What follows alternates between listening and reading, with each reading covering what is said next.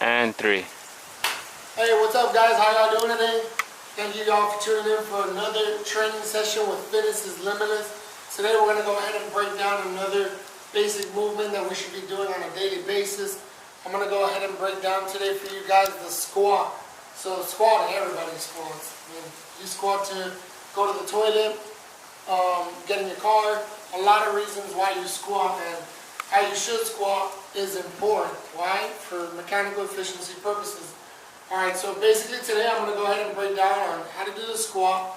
First I'm going to do it body weight, and then I'm going to go ahead and teach you guys a way to assist yourself just in case you don't have the proper mechanics to go ahead and load yourself just in your own body weight. Sometimes people just don't do it really the best way to do it regarding their spine on where it ends up. So the best way to usually do is try to always get yourself assisted if you can't perform the squat the best way possible. So I'm going to go ahead and show you guys, like I said, my own body weight. I like to line up about shoulder width apart. I like to say feet right out of the hips a little bit. So from there, make sure you keep a tall chest. Make sure you keep your core braced.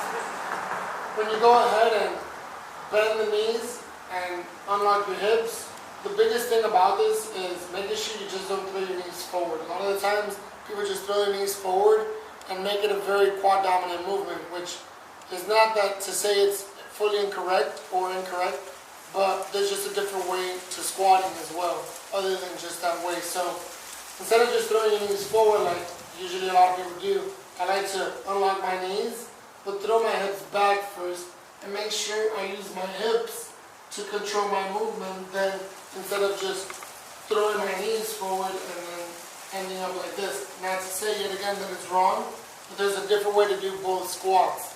So yet again, tall chest, keep your core braced, unlock your knees, throw your hips back. You can throw your arms forward to counterbalance a bit, 90 degrees, push to the heels, squeeze the glutes.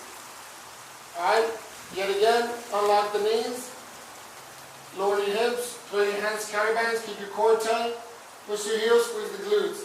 Sometimes when people squat, this happens to them. They squat and then they start tilting immediately forward with their torso.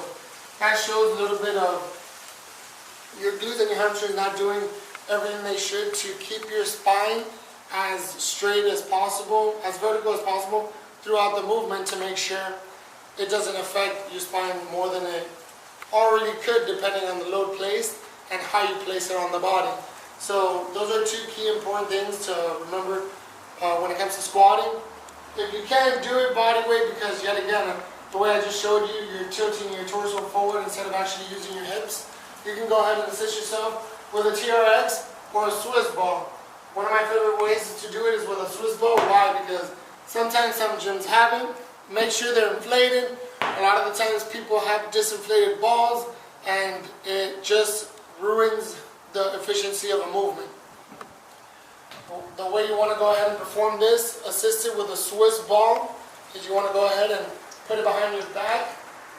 Open up your feet about shoulder width apart again.